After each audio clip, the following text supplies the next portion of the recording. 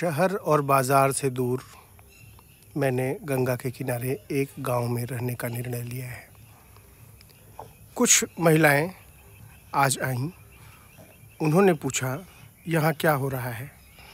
मैंने कहा, जो आपके अधिकार हैं वही आपको बताए जा रहे हैं। वो महिलाएं PWD के काम से लौट रही थीं। गांव की महिलाएं हैं, मेरे ही गांव की हैं। उन्होंने कहा, बहुत तकलीफ़ें हैं। मैंने बुलाया, बैठे, उनसे बात की। समझ में आया, किसी का नरेगा का 57 डेज़ का पैसा बाकी है, किसी का 30 दिन का बाकी है। आज 10 महिलाएं आई थीं और 10 के पैसे बाकी हैं। जॉब कार्ड पे उनके एंट्री भी नहीं हुई है। उन्हें पता नहीं है वो कहाँ जाएं। कह रही हैं, हम नीची जाति के हैं, हम हरिजन हैं, हम कहाँ जाएं। ऊंची जाति के लोगों ने ब्याज पे पैसे दिए हैं, 10% महीने के ब्याज पे। कोई 40,000 लेके बैठा है, कोई 80,000 लेके बैठा है, कोई 2 लाख लेके बैठा है। लेकिन हर 7वें दिन 15वें दिन उनके वसूल करने वाले पहुंच जाते हैं। और यदि वो नहीं दे पाती हैं तो वही जो गोदान की हालत हुई थी, गोदान में प्रेमचंद लिखते हैं जो होरी की हालत होती है, वही जो गुरुदेव रविंद्रनाथ टैगोर की हालत होती है कि धड़कनें बढ़ जाती हैं, उधार मांगने वाला आ जाता है। एक बड़ा विचित्र सा घुटन। और फिर किसी का पति विकलांग है, किसी का बेटा पागल है, किसी का कोई बेटा अंधा है। वो जिस बस्ती में रहती हैं वो नाली बजाती है। और जिन लोगों ने कर्जे लेकर अपने पक्के घर बना लिए, उन्हें वो पक्के घर नहीं देंगे आवास में। आवास उन्हीं को देंगे जिनके कच्चे घर हों।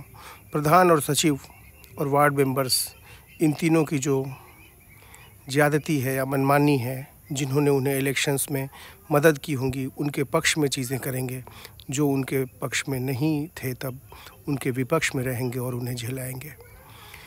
तो ग्रामीण संसद में हस्तक्षेप का थोड़ा मन है, तो उन्हें जन सुनवाई पे उनकी शिकायतें डाली हैं। अब परिणाम भी आने शुरू होंगे और इस पूरी लड़ाई को एक सिरे से लड़ने का मन है, संवैधानिक तरीके से, बिना किसी भी हिंसा, बिना किसी भी तनाव, बिना किसी भी उद्वेग और घृणा या क्रोध के। बस एक लड़ाई है और तटस्थता तो नहीं की जा सकती है। अभी मैं पढ़ रहा था, किसी ने लिखा है कि जो तटस्थ रहेंगे समय उनका भी अपराध लिखेगा। मुझे इनको देख के लग रहा था, हम किस युग में जी रहे हैं।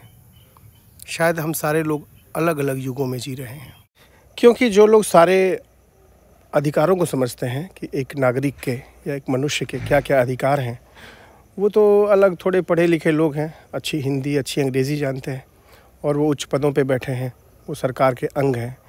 लेकिन वो लोग जो कि अपने अधिकारों से वंचित हैं, जो कि वेबसाइट्स भी नहीं जानते, ऐप भी नहीं जानते, जो कि जाति का दंश भी झेल रहे हैं या नहीं झेल रहे हैं, दोनों तरह के लोग, मतलब जो भी विवश है अपनी आर्थिक परिस्थितियों की वजह से या सामाजिक परिस्थितियों की वजह से, उनकी ओर से लड़ने के लिए कुछ लोग चाहिए, उनकी ओर से उनकी बात रखने के लिए सशक्त तरीके से और उनके मार्ग बनाने के लिए कुछ लोग चाहिए। तो जो गांव का ढांचा है उसमें प्रधान यानी सरपंच, 13 वार्ड मेंबर्स कम से कम 9 से 15 होते हैं और सचिव, ये लोग मिलके पूरे गांव का बंटाधार ज़्यादातर करते हैं। उत्तर प्रदेश में 60,000 गांव हैं करीब, कहीं ग्राम सभा नहीं होती है और कहाँ पारदर्शिता है यह सबको पता है। तो कोशिश किया जाएगा यहाँ पारदर्शिता आ सके। उपनिषद फाउंडेशन का जो लक्ष्य मैंने बाहर लिखा है वो भी एक बार दोहरा दूँ। व्यक्ति को राजनीति में भागीदारी एवं नागरिक अधिकारों के प्रति सचेत करते हैं। मीडिया, कानून, बाज़ार, समाज और सरकार की संरचना और दुर्दशा पर विमर्श, जनता मालिक बैनर के नीचे ये काम करेंगे। दूसरा, हम समस्त विभाजनों को अस्वीकार करते हैं। जाति, धर्म, क्षेत्र, भाषा, लिंग के विभाजन हम नहीं मानते, न ही अपने जीवन में उनका कोई लाभ लेते या संगठन बनाते हैं। ये विभाजन अवैज्ञानिक है और समाज व राजनीति को भ्रष्ट बनाए रखने के माध्यम है। प्रकृति समाज और राजनीति से ऊपर है। जाति, धर्म, क्षेत्र, भाषा, लिंग के आधार पर लोगों में प्रोपेगेंडा और जहर फैलाने वाले लोगों का प्रवेश वर्जित है। यह किसी भी आयु के बच्चे के लिए एक समृद्ध स्थान है जिसमें खेलों, और करीब 60,000 किताबों के पुस्तकालय और फिल्मों, थिएटर, योग के ध्यान के माध्यम से बच्चे दुनिया और खुद के बारे में जानते हैं। चौथा, सीबीएसई, आईसीएसई और स्टेट बोर्ड द्वारा दी जाने वाली शिक्षा वर्तमान में अपना अर्थ खो चुकी है। यहाँ हम कोई भी बोर्ड, कोई शिक्षक, कोई होमवर्क, कोई क्लासरूम या पाठ्यक्रम का पालन नहीं करते। इस परिसर में बच्चे अपना निर्णय स्वयं लेते हैं। बड़ी आयु के लोग छोटी आयु के बच्चों पर कब्जा नहीं जमाते। विश्व में जो भी गतिविधियां हो रही हैं, रचनात्मक या विनाशात्मक, उन पर एक विमर्श, यह हम संभावना विमर्श केंद्र के अंदर करेंगे। बच्चों के सारे काम हम चिल्ड्रंस विलेज के अंदर करेंगे और जनता को सचेत करने के सारे काम जनता मालिक के बैनर के अंदर करेंगे।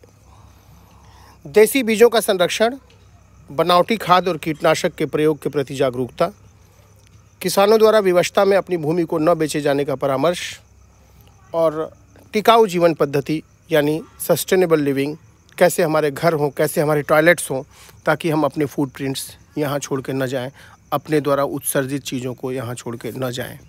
धन्यवाद।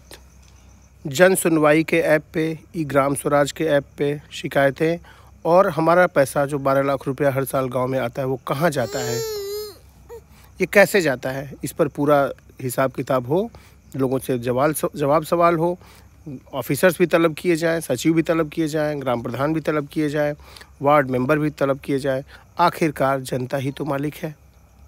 सही लोग राजनीति में जाएं और ये हर व्यक्ति, आम नागरिक अपनी लड़ाई लड़ना सीख जाए, बस।